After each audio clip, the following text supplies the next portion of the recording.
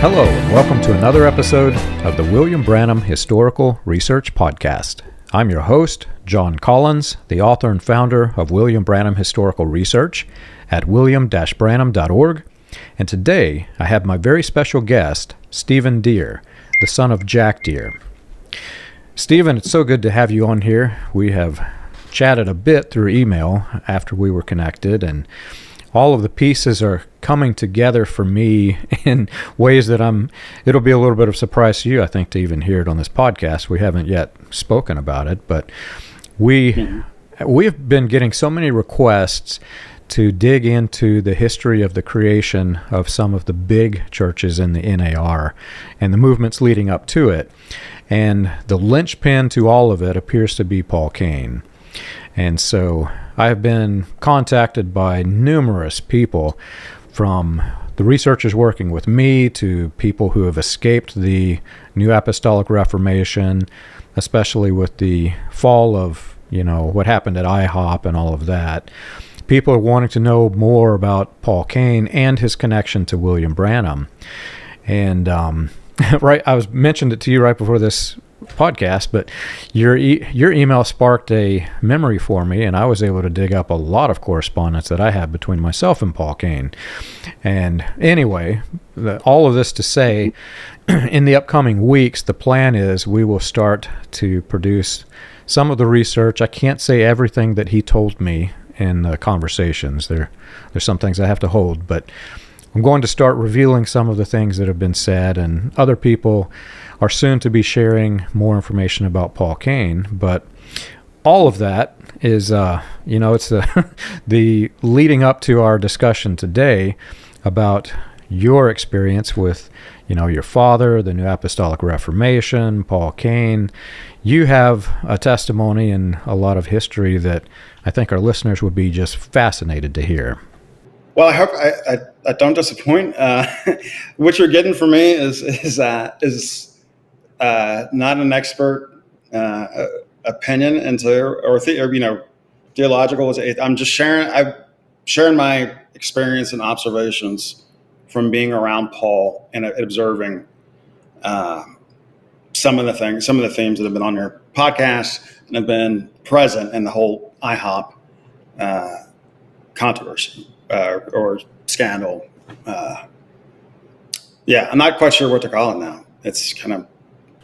I just call it a mess. Yeah. So, and I've never been to IHOP.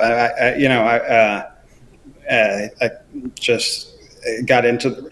I was partially kind of got interested in this because of Paul. And trying to, just kind of like untangle what I grew up with and how much was true, how much wasn't, and it's a long process. Yeah. And that's the common thing everybody who has contacted me about this has said.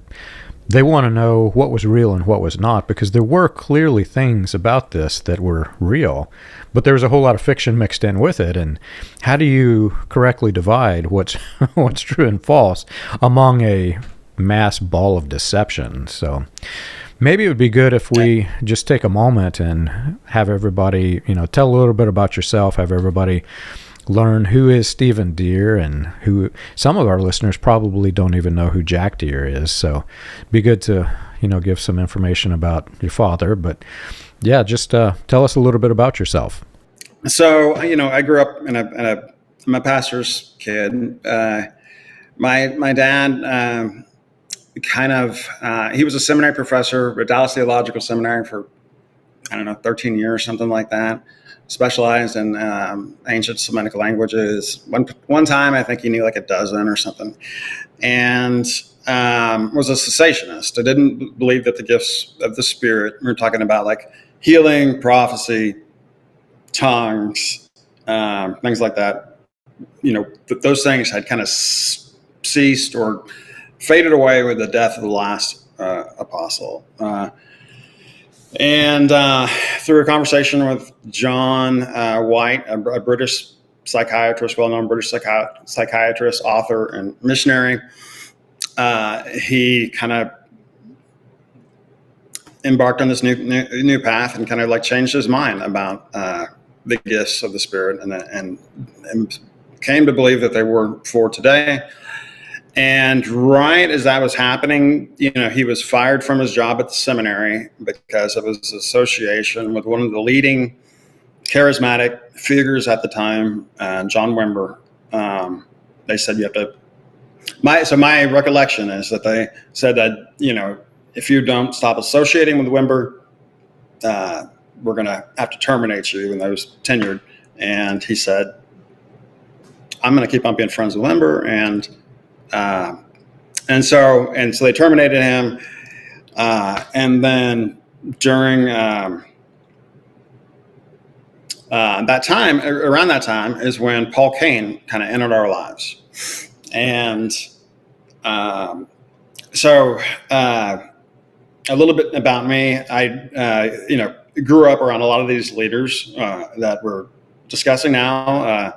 Paul, Rick Joyner, Mike Bickle, Bob Jones, I don't know. By the time I got to college, adulthood, and stuff like that,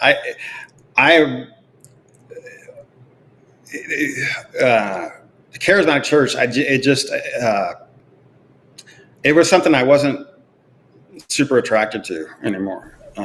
Yeah. And like the churches I would go to, I moved around a lot. I was a reporter for about 20 years for different newspapers and stuff. And so, I would attend different churches and stuff, but it was never that I was kind of removed from that world, but was always getting reports about all these people who I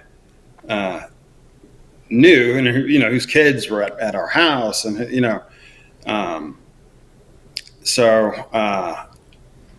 that's, and then I'm a consultant. I do media relations, opposition research, things like that, and the IHOP thing happened, and it's like the first time I heard the allegations, I was just like, I was kind of surprised, but then kind of wasn't, especially after what happened with Paul Cain, nearly 20 years earlier. It's kind of funny, you being a minister's son.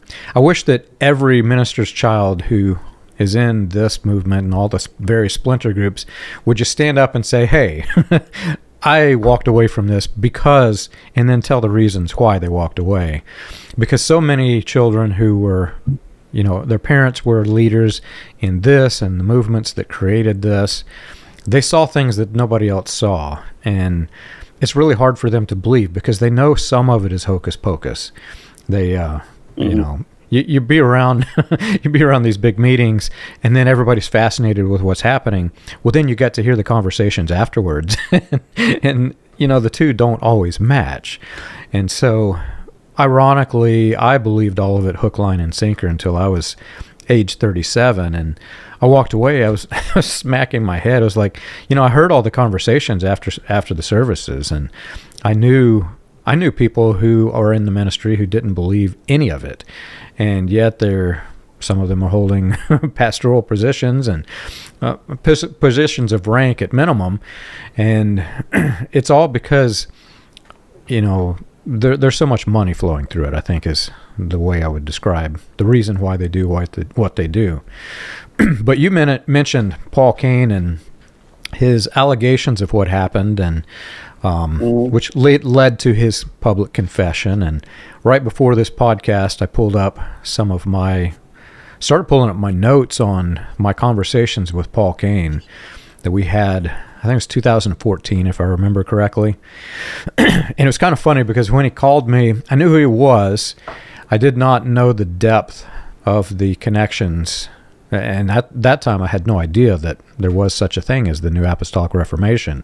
I just knew that there was Paul Cain, and he was in bed with all these charismatics. And I had read about him first because he was one of William Branham's protégés. And he openly mentioned that whenever William Branham could not go into a country for to escape prosecution, I guess, is what the reason was. But like such as Germany, Paul Cain is the one that William Branham would send in his place. So he was more than a protege. He was his proxy in some cases. And so I knew who he was, and I had read his confession of his alcoholism and his sexual immorality. And as he's talking to me, I'm pulling up my notes on my computers, and as he's talking to me, I'm looking through his confession just to try to get my bearings of who this guy is. And he started going into, he had read about some of the things that were said by leaders in the Branham movement about his homosexuality. And he blatantly denied it on the phone. And I said, but I've got your testimony right here. And I kind of threw him for a loop, and he was a little disturbed. We also sent the same thing via email. He vehemently denied all of those accusations, which gets really interesting when you think about the scope of this and, his influence on all these ministries. Yeah. I don't know. I mean, it's interesting that he would deny something that's so public, but I mean, I don't know. It's not surprising. And to be honest, I didn't know what NAR meant before the IHOP thing. I hadn't even thought about it. It wasn't on my radar but then there's a lot of overlap with NAR or people who are described as NAR. It's kind of seems to me like no one wants to really own that label. The things that you hear to kind of like defined as NAR, like these different offices and the amount of control that goes with them. They seem to be, the characteristics, are present, but never really labeled, like in a lot of cases. And I'm thinking of like, you just don't hear outside of like Peter Wagner. In terms of looking over this stuff, it's like it's out in the open, but never defined. Yeah. Well, and it's hard to define. I think that's the reason why it got that label, because what else do you call this thing? It's a spider web of networks of different groups of which have varying agendas, and of which some are really benign. Some of them are just regular churches, but they're in the same network. But then you've got the extreme versions of those churches and its doctrine, and you see the mega churches. I think that's why they use that term, because Wagner popularized the notion that we need this. It was a church growth movement. We need all of this growth. We need these mega churches, and God is in the mega church kind of thing, right? So what do you call this umbrella? And I think that's why he became, he is the one that got the title. But it's very much the same in the Branham organizations.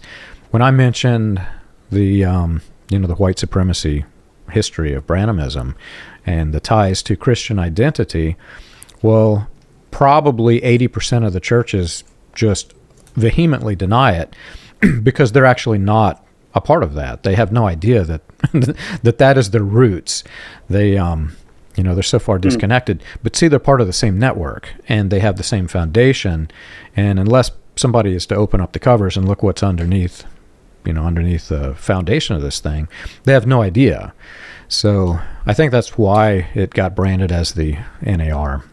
I mean, that's interesting. The other aspect of some of these churches is that they, in my view, like from what my vantage point is that they tend to be pretty insular.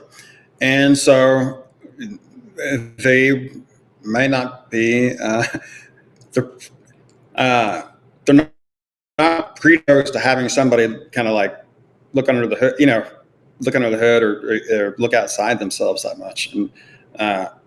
And because of that, I think that's another reason why you see a lot of weird things, is because there's no accountability with other bodies. They're allowed to kind of like just be this kind of like their own biosphere, and whatever grows out of it, I guess. I mean, yeah, that's what it seems like to me. Yeah, very much so. And not just that, the suppression of information. They try to, I have friends who are working on exposing some of the extreme doctrines of the NAR, and whenever one is released of something horrific that an NAR leader has said, they will issue copyright strikes against fair use content to try to bring it offline so that the public is unaware that they said these things. It's the control of I think in IHOP's case, it's like the control of a story, of a narrative, of a long narrative, and that's drawing people there. And it's like, if there's any part of this, if anybody starts pulling on this thread, on this history, there's almost like this ethos that it's all going to come undone. That's what it seems like. But I'm curious. Why did Paul call you? I am surprised by that. Well, years ago, see, Paul Cain, as I mentioned, was William Branham's protege, his proxy. He was a Branhamite through and through. He was deeply involved in the Latter Rain movement.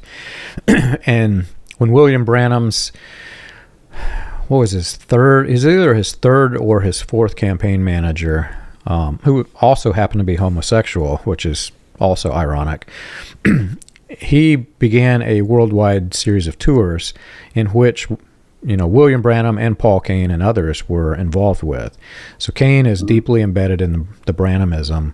Somebody sent me an actual laying on of hands, I guess is what you call it. Paul Cain laying his hands on Chris Reed. I want to say this was 2000. It was like 2 years before he died, 1 or 2 years before he died. And he is praying that people will understand who William Branham truly was, and essentially passing the torch to Chris Reed of Morning Star, Day Star, to try to carry the torch of Branhamism. So he was a Branhamite through and through. Well, back then I had reached the point in my research where I had discovered that not only was it tied to some very dirty things such as the white supremacy, much of it was fraudulent. And I too, for years, I did not know why he called me, but I have since learned that Paul Cain he got referred to by another person who knew him as allegedly as the fixer of all of these movements. Paul Cain is the guy that would come in and do the cleanup should something get exposed, and apparently there's some large sums of money being exchanged. I won't get too deeply into that, but apparently he was calling to try to halt what I do. And so we first exchanged a few emails, and he wanted to call me immediately and talk to me. And he knew my grandfather. He had been to the church. My grandfather's church was the Branham Tabernacle, and he was very surprised that I was publishing the white supremacy information. He, like denying the the sexual misconduct, he also denied all of the many ties to white supremacy. Yet, just like his confessions of sexual immorality, I also had up the timeline. So I knew he was there at key events where leaders of white supremacy were involved, or William Branham was speaking, Christian identity doctrines very openly. So he knew through and through that this was tied to white supremacy. But he wanted to deny it, and he was... I don't know if you've probably been around these people where they do this, but they try to subject you, and mentally they try to take control of your head. I grew up in a world where this was done to people, and I recognized it afterwards, not while he was doing it, but I had this mental thing where when somebody tried to do this to me and they tried to force me into subjection, I naturally knew how to get out of it because I watched people who were doing this sort of thing. So as he's trying to manipulate me, I'm manipulating him in the opposite direction. And that's whenever I brought up well, here's your confession, Paul, and just totally derailed his train of thought. How did he respond to that when you brought his confession up? Paul, like in the email, he vehemently denied it. He said it was untrue, unfounded. that people were trying to smear mud. And I looked at it and I saw this is a written confession from him, as I understand it. I just looked at it. Published in a magazine, right? Yeah, Charisma or something like this. I'll try to pull it up for the video feed of this podcast. But this came from him, so I knew he is the one that did it, and I could have called him out on it. But I've learned, two things. Number one, if I'm talking to somebody who's a rank and file member, they may be so manipulated and under the mind control that they may not understand that they believe two things at the same time that are opposing thought. That's very frequent in these movements. Now, Paul Cain is a different category because he is one of the predators. So I knew he wasn't that, but at the same time, I knew if I were to call him out, I might shut him up, and I wanted to hear more of his information. And so I'm glad that I did, because this series of conversation continued for quite a few more times. Yeah, I would have loved to have been a fly on the wall for that one, just over here, because after his exposure in late 2004, I would get Facebook requests from him every once in a while and stuff like that, but always rejected them. I think, another relative also got Facebook requests. And occasionally, every 3 years or so, he would reach out to my dad and try to reconcile, but it was like he would never.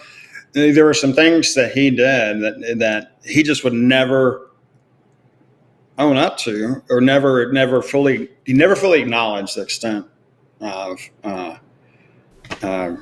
what he did. And and I don't care. I mean, frankly,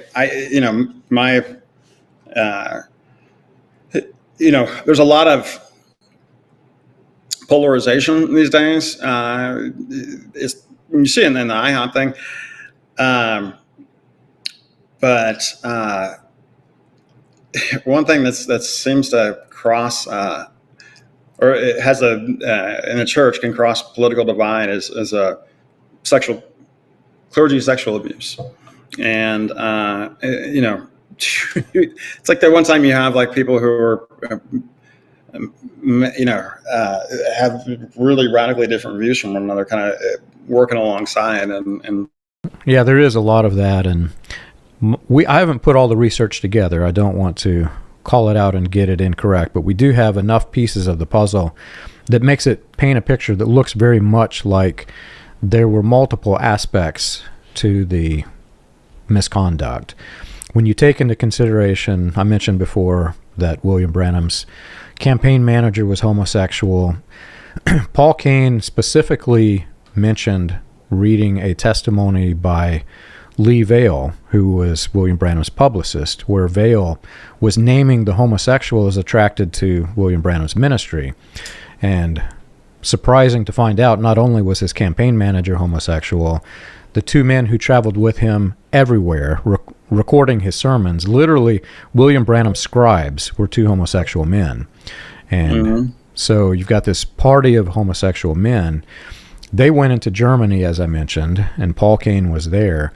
Well, the security detail that was with them in Germany was a pedophile who almost got arrested in Germany, and he and his community, his cult following, who were in the Latter-Rain movement, they were beholden to William Branham. They moved into Chile and set up a torture compound where they were sexually molesting children and grooming children to be sexually molested, boys, and in so much that they set up a hospital in Chile, and they would screen children who were, it was like a charitable organization. If you're too poor, come to our hospital. We'll give your child free or very inexpensive care. Well, then children were disappearing from the hospital, and they were being taken into the colony as subjects for child molestation charges. Now, I can't directly tie that to Paul Cain. That's just a piece of the puzzle.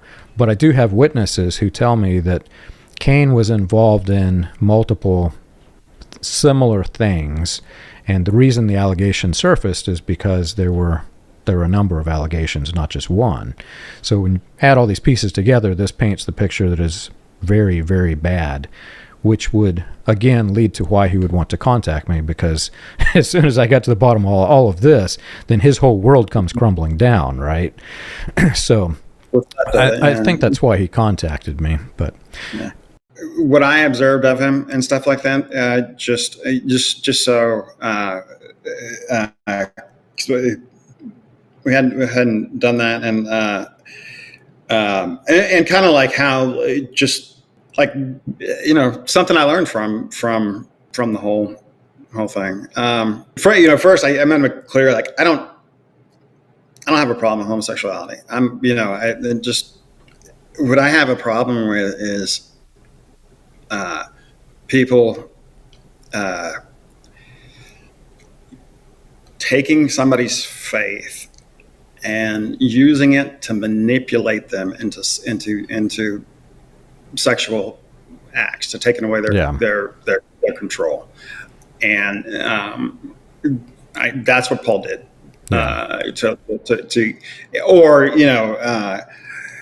Exploiting somebody, exploiting a child, the innocent, somebody who's, that, and if Paul had done that to women, I would have as much of a issue with it. Absolutely. And the hiding, the lying, and stuff like that. That is where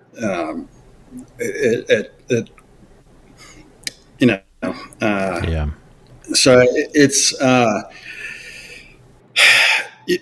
I met, as I said, as soon as my dad was coming into the gifts of the Spirit, Mike Bickle introduced him to Paul Cain. I think John Wimber had to kind of like let him know about Mike, and he met Mike, and Mike had told him, hey, one of the awesome, greatest prophets in the nation is right there next to you in Dallas. And he came to our house for dinner. We just started having dinners with him at our house in Texas. And I would have been maybe 10 or 11 at the time. And so Paul was kind of a fixture of our lives. My parents gave him their house, or kind of gave it to him, I guess, whenever they moved from Texas to California to be part of the vineyard. He was kind of like viewed as a person whose word was synonymous with God. And I think that the issue, Paul was able to create such a incredible persona of himself that it was very easy to equate his words with the words of God. He was like a shortcut to God. Yeah. And I think when a thing or a person becomes a shortcut to God, that is, when you're looking to them, it's diverting it's diverting your attention away from what's true. And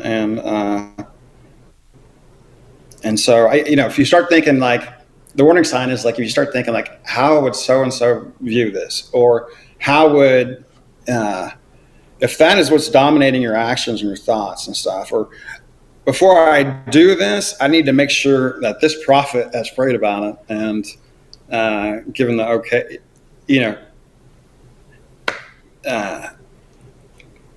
I think that's a major warning sign, and that's kind of like how. But that's how I grew up, and and Paul was very, he was a disaster on stage, and then around, disaster on stage, but it could seem to have a prophetic gifting. What I'll say is, I have experienced like supernatural events and just instances where I'm just like, I can't explain this and stuff like that. Personally, I've been racking my brain, and I can't remember that with Paul. Growing up, I mean, I was told different things. Like, my dad will talk about stories, and where, and he's going through some health age-related health issues right now that had some surgeries and stuff like that. And it's kind of like a little bit out for the last few months, has been out of public view, or where else he would be more vocal about some of these things.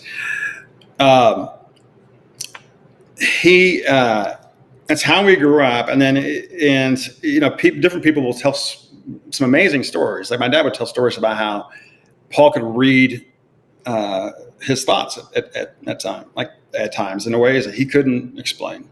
Like he would be on. It talks about being on the front row of like a staff meeting or some meeting at the vineyard, and Paul is talking to the audience and like scanning them, and all of a sudden he stops and he says, "Jack Deere, what are you doing? Thinking about your hunting dog Skipper."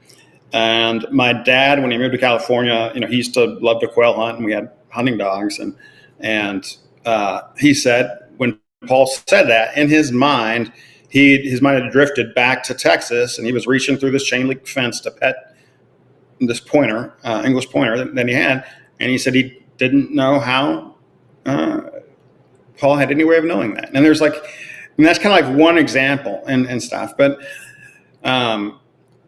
looking back, what Paul did, it created the aura of exclusivity around him. It was like, being close to him.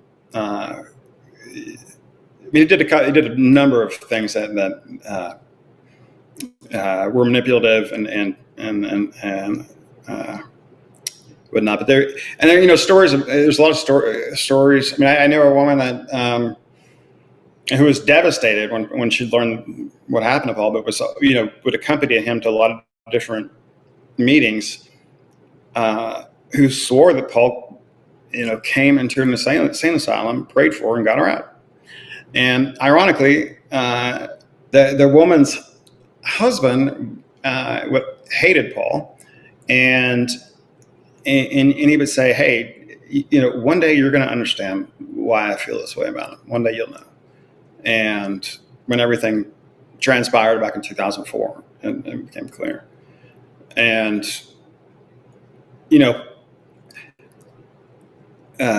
one of the kind of more interesting aspects of this is that there's this mythology about Paul that seemed to kind of grow up, was allowed to grow in Kansas City, that I just had no clue of.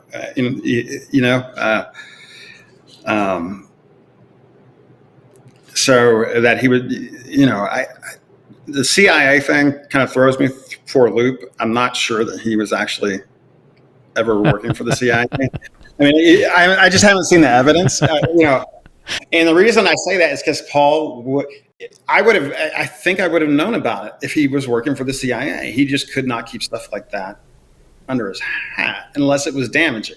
I don't know that I would necessarily call it the CIA, but he was working with CIA operatives. And the things that are public that you can look at. So there is this group, you can watch the Netflix documentary called The Family. It's the, you've seen the documentary where they're influencing senators and congressmen, etc. Well, William Branham's and Paul Cain's campaign manager during those revivals was a director on the board of that institution that was establishing those things. And they were establishing those in a network globally. It wasn't just in Washington, D.C. So when you read about the National Prayer Breakfast and all of the chaos that ensues because the evangelicals are persuading politics, etc., and you find this big war between liberals and evangelical Republicans. Well, picture that globally, because it's not just in the United States that this is happening. So Paul Cain was involved with all of that, and this guy likely was CIA. I don't know. There's no way to prove that, but his name was William T. Frary von Blomberg, the adopted cousin of Adolf Hitler's Minister of Defense, Werner von Blomberg. So this guy had a presence in Germany, and that's why Paul Cain got involved with Germany. And then they set up the colony that I mentioned. Well, that colony was also tied to the Nixon prior to the Nixon administration, but Nixon was also involved in it as president and vice president. Nixon gave these guys charge at the National Prayer Breakfast to use their religious influence to sway the mindset against communism and help stir up the communist scare. So there's all these government ties. And then beyond that, there's some information I can't yet release, but hopefully soon I'll be able to. But it appears that he was at minimum working with operatives who were working in MK Ultra. Potentially. It was either that or a division of the government that existed after that. So I wouldn't say directly CIA, but I can assure you that there were likely CIA operatives in those meetings, because when you think of National Prayer Breakfast globally, it would be stupidity if the United States didn't put CIA ops in those prayer breakfasts around the world. It's a golden opportunity. Why would you not do it? But... Yeah. Anyway, you mentioned, I want to circle back to one thing you said, because I feel this is important to stress. You were talking about homosexuality and your views. My views on homosexuality have also changed significantly. I keep this podcast historical, and I try not to get into theology. I'm not a preacher. I let people decide for themselves. And what's funny about this is, within Americanized religion, it's such a divisive issue. You have people who are supportive of the gay and lesbians, and you have people who aren't. I just walk the middle of the line. I say, ask your pastor about it. But that's that's the position I take. But I too, like you, the reason I'm bringing this up, I too feel the same way. If Paul Cain were doing the same thing against women, it would be just as equally bad. And now we see the allegations against Mike Bickle, which, in my opinion, are just as bad as what Paul Cain did, maybe even worse. I don't know. But you have all of this mess, and there's this pattern of this mess. So it's not just one person. And as I understand it, Paul Cain was the fixer, and he was the one who he knew which people were involved in these things, and he knew how to push their buttons if they stepped out of line. Sometimes it was threats with exposing them. Sometimes it was money, etc. He would try to buy his way out of things. But you have some correspondence between your dad and Paul that is very interesting when you consider the fixer aspect of everything. I would get my dad would forward these things to me every once in a while. And so let me, just kind of like wrap up kind of like what happened, because things will make a little bit more sense. So Paul is like this revered figure, and I go to occasionally, I think after like mid 90s, I'm still around Paul all the time. When I was in college at the University of Missouri, he was in Kansas City. If I needed to go park my car somewhere, or, I would call him and go to his house, his duplex right there off of behind IHOP, what became IHOP. And so mid 2000s, I think his drinking just got out of control. Like, he was in the hospital, and it was just like, doing bizarre things that, some of the stuff I can say, but some of it's other people's stories. And I think there's some people that are going to be coming out, some, soon to maybe talk on some of this stuff. But, it was just, he was, some of the stories just kind of like getting drunk and wandering through the streets, and no one knew where he was, about to have a heart attack in some instances. And so they were, I think, my dad and Rick, and I think to some extent Mike, they were all trying to, from what I know, from what I was told at the time, and you kind of always have to say that when you're dealing with these situations, because they were trying to figure out how to get him out of the, deal with the alcoholism.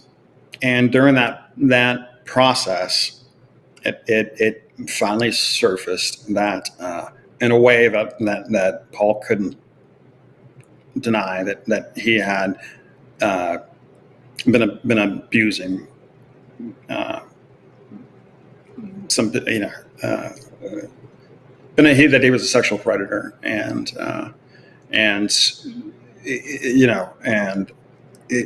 he was kind of given a choice, like, you stay here. You're not. I think they were in North Carolina at the time this confrontation took place, and it was like, if you leave here, we're going public about everything, and I think from what I was told, things got really vicious during some of those conversations, and it was Mike, Rick, and my dad and Paul, and one of the things that surfaced was that Paul recorded everybody that he talked to, and used that against them. I mean, threatened them with the release of those tapes, and there was. I don't know that it's totally fair to.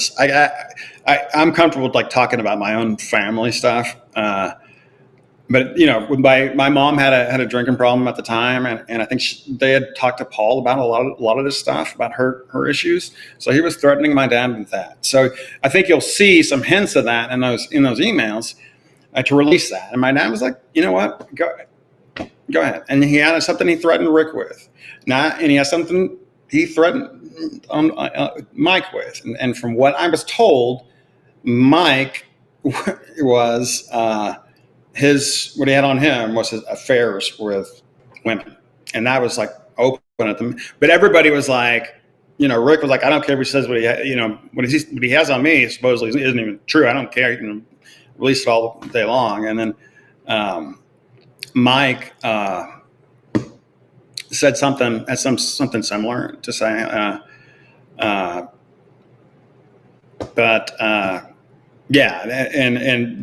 wasn't just and it wasn't just that them that he recorded. He was recording people at the time that he was doing it, and he had different explanations for it. I mean, and if you think about who all Paul talked to, there's some interesting implications about recording a lot of your phone conversations. Yeah. When he got it honest, right? In the Branham cult, every minister has all of the dirt on the other ministers. And if one steps out of line, the threats to be exposed. It's like a Christian mob, Christian mafia. If you step out of line, we're going to make you and your family pay. And you're gonna get a horse's head on your bed like they did in The Godfather. It's just so corrupt, And as I understand it, that's part of what led to, I'd read prior to our conversations via email, I'd read the chapter that was missing from the book that your dad was going to put in there. Can you talk a little bit about that? Why he held it back? What was in the chapter? I put the draft chapter on my Substack page, just because there was requests for it, and so that chapter was kind of like. It was more of an unvarnished view of Paul, where he was and he was talking about his. It was a lot more. It was very revealing, and he wasn't pulling any punches in that chapter. And that chapter was not given to him given to Mike directly, but somebody else. Who was a reader of this was a revision to one of his books. I gave it to Mike, and then Mike emailed him twice about it. And I had read both. Well, no, I may have had both emails, but I think I only glanced at the second one at the time. And it was right before his book was going to be published. And Mike was just making such a hard push, and for him to take that chapter out of his book, and at the time, because this makes you seem bitter, then using all kinds of different reasons. And I'm not going to recommend your books anymore if you do this. And, and it was very threatening, but then he would say, "Oh, I would never threaten you." Like that, like there's all these, you start looking at how these guys talk, and there's all these contradictions. It's like, bam, I would punch you in the face. I would never strike her. They think that their words negate their actions, and maybe sometimes they do. But that's a pattern, doing the opposite of what you say right in front of somebody.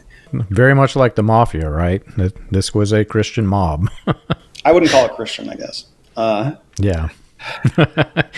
Christian in quotes. It was a quote Christian quote mob. Yeah. Or I don't know. I don't want to screw up anybody's label or name. So I never read the completed version of that chapter. I just said, hey, my advice was rework the chapter. You can still keep everything in there you want. Just reframe the beginning, and then no one can say you're bitter if you do it like this. And I just kind of gave him, and he kind of followed it, and then and that's what wound up in the book. But it wasn't. He did pull back a lot more than I realized. And I was rebuilding a house. I was a general contractor on my house at the time, and I couldn't. I wasn't paying real close attention until this happened. And I just looked at it and I was like, man, this is what it reminded me. I read the email, and again, because I just did a search through my email, and it was pulling up a lot of different things. And I was like, oh, sounds so similar to what was sent to an email that if it has been published, that was sent to Jane Doe's husband by Mike Bickle. And so the speech patterns are the same, the contradictions are the same.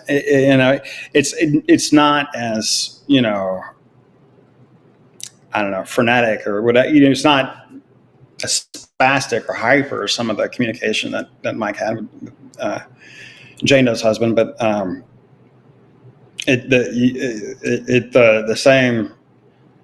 the same characteristics are there. And so, what kind of led up to the publishing of the second chapter is there was a statement that my dad, given his name to, that was issued by a group of charismatic leaders. And we had talked about him doing a statement before that, and there were just some issues with it because, when someone's been your friend for 20, 30 years, and it turns out they're not who they say they are,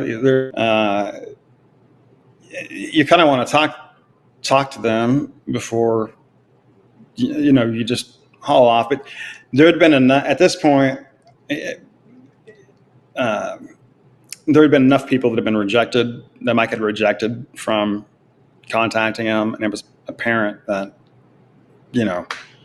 people had already gone to Mike and asked him to repent, and so I think enough time had gone by, and enough of the allegations had been substantiated that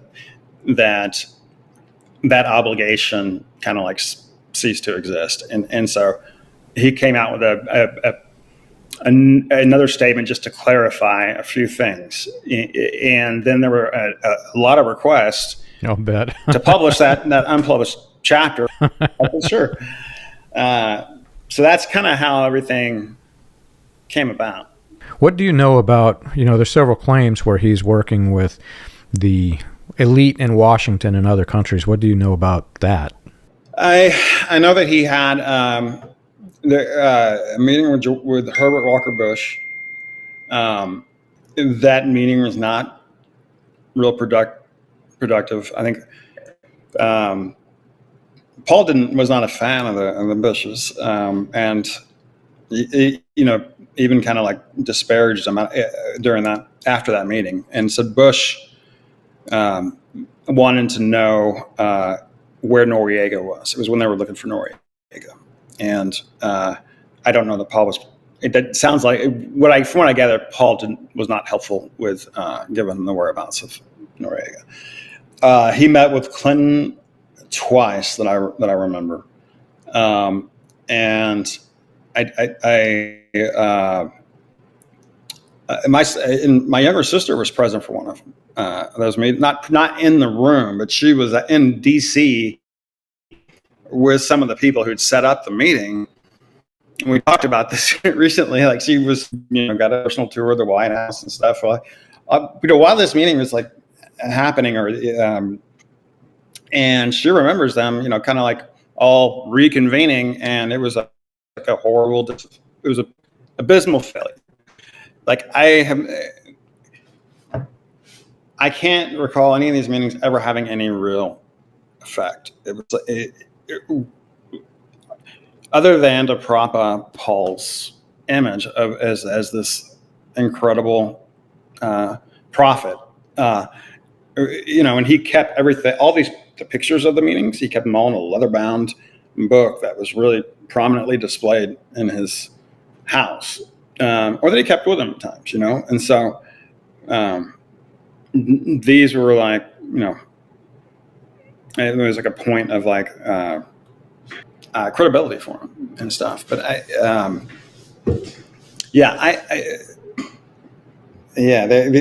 but nothing came at the meetings, and then you hear like these stuff that was coming out of IHOP, like Saddam was like requesting to meet Paul. That was like after he'd been captured, but my dad and Mike said no, he can't go. He's never happened. It's total bullshit. I mean, there's a lot of and so I don't. There's something going on there with Kansas City and Paul Cain, and Paul kept his house there until he died. Yeah. So for the people who were in Kansas City and all of this is happening, and you've been in communication with some of them, I'm certain, people are escaping and they're realizing this thing was not what it seemed. What advice would you have for those people? Welcome to freedom. It's going to be hard. And I think, I was talking to someone recently and they said, yeah, I did just accept a lot of these things. And to be honest, it was kind of easy to to have somebody do the thinking for me and stuff. I'm being told what to believe and stuff. And I think now, if you're walking out of this, I would say that you have the freedom to choose. You always had it, but now you can choose what you believe. You can look at this stuff for yourself. Really examine it and believe. If they want to believe everything that after like a critical examination, if they want to believe everything that Mike Bickle taught them, great. But try to see it from different perspectives. Look at the criticism of it. And just don't become so. I'm now talking to people who are there. Just be willing to just open your eyes.